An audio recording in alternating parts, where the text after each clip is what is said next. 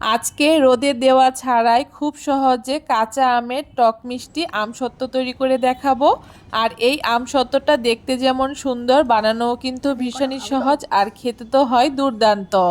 নমস্কার বন্ধুরা, মন কিচেনে আপনাদের সবাইকে স্বাগত। আশা করি আপনারা সবাই খুব ভালো আছেন। আজকে খুব সহজে ঘরে থাকা মাত্র কয়েকটি উপকরণ দিয়ে রোদে দেওয়ার ঝামেলা ছাড়াই টক মিষ্টি আমসত্ত্ব তৈরি করে দেখাচ্ছি। তার জন্য এখানে আমি 3টে কাঁচা আম নিয়ে নিয়েছি। এখন আমগুলোকে আমি খুব ভালো করে খোসা ছাড়িয়ে এখন ছোট ছোট করে টুকরো করে নিচ্ছি। আর আমগুলো টুকরো করার আগে আমি খুব ভালো করে ধুয়ে নিয়েছি। এখন ছোট ছোট টুকরো করে আমগুলোকে কেটে নেওয়া হয়ে গেছে। এইদিকে উনানে একটা কড়াই বসিয়ে দিয়ে কড়াইতে পরিমাণ মতো জল দিয়ে দিয়েছি। এখন কেটে রাখা আমগুলোকে দিয়ে দিচ্ছি। আমগুলোকে দিয়ে পরিমাণ মতো নুন দিয়ে এখন ঢাকা দিয়ে যতক্ষণ না আমগুলো খুব ভালো করে সেদ্ধ হচ্ছে ততক্ষণ আমগুলোকে আমি ঢাকা দিয়ে সেদ্ধ করে নেব। আমগুলো খুব ভালো করে সেদ্ধ করে নেওয়ার পরে একটা ম্যাশারের সাহায্যে খুব ভালো করে আমগুলোকে ম্যাশ করে নিচ্ছি। এখন একটা গামলার উপরে ছাঁকনি নিয়ে ছাঁকনির মধ্যে সেদ্ধ করে রাখা আমগুলোকে নিয়ে খুব ভালো করে আমগুলোকে একটুখানি সেঁকে নিচ্ছি। এভাবে করে আমের মধ্যে যে দলা দলা ভাবটা সেটা কিন্তু আমসত্ত্বতে হবে না।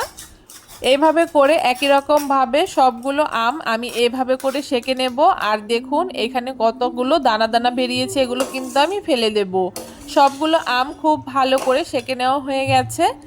এখন উনানে একটা সসপ্যান বসিয়ে দিয়ে আমি একটা বাটি মেপে 2 বাটি আমের পাল্প দিয়ে দিচ্ছি। এখানে আমার 2 বাটি আমের পাল্প হয়েছে। আর 2 বাটি আমের পাল্পের জন্য এখানে আমি 1 বাটি চিনি ব্যবহার করছি।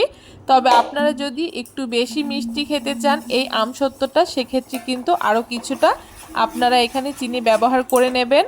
তার সাথে এখানে আমি বিট নুন দিয়ে দিচ্ছি। বিট নুন দিলে আমসত্ত্বের টেস্টটা কিন্তু একদমই অন্যরকম হয়ে যায়, খেতে একটু বেশি ভালো লাগে। আপনারা কিন্তু এই আমসত্ত্বের মধ্যে একটুখানি বিট নুনটাই ব্যবহার করার চেষ্টা করবেন। আর তারপরে এখানে আমি সামান্য একটুখানি ফুড কালার দিয়ে দিচ্ছি, সবুজ কালার। এতে আমসত্ত্বের কালারটা বেশ সুন্দর হবে। তবে আপনারা যদি পছন্দ না করেন সেক্ষেত্রে কিন্তু ফুড কালার ছাড়াও এই আমসত্ত্ব তৈরি করে নিতে পারেন। এখন খুব ভালো করে কিছুক্ষণ আমসত্ত্বটাকে জাল করে নিয়েছি। আর অনবরত নেড়ে যেতে হবে, তা না হলে কিন্তু তলায় লেগে যাবে। খুব ভালো করে জাল করে নেওয়ার পরে একটা থালার মধ্যে কিছুটা সর্ষের তেল খুব ভালো করে মাখিয়ে নিয়েছি। এখন থালার মধ্যে আমের পাল্পটাকে ঢেলে দিচ্ছি। আর এভাবে করে 3 থেকে 4 দিন পাখার তলায় রেখে দিলেই দেখবেন খুব সুন্দর আমসত্ত্ব তৈরি হয়ে গেছে। যখন দেখতে পারবেন খুব সহজে এটা থালা থেকে উঠে আসছে তখন বুঝতে পারবেন আমসত্ত্বটা কিন্তু একদম রেডি হয়ে গেছে। এখন আমসত্ত্বটাকে আমি ছোট ছোট টুকরো করে নিচ্ছি। আর তারপরে ঠিক এভাবে করে একটুখানি মুড়িয়ে নিচ্ছি। এতে কিন্তু আমসত্ত্বগুলো দেখতে বেশ ভালো লাগে। আপনারাও কিন্তু এখন খুব সহজেই রোদে দেওয়ার ঝামেলা ছাড়াই খুব সহজে আমসত্ত্ব তৈরি করে নিতে পারবেন। কেমন লাগলো আজকে খুব সহজ পদ্ধতিতে এই আমসত্ত্বের রেসিপি অবশ্যই কমেন্ট করে জানাতে ভুলবেন না। ভিডিওটা ভালো লাগলে সবার সাথে শেয়ার করে আমার চ্যানেলটাকে সাবস্ক্রাইব করে দেবেন।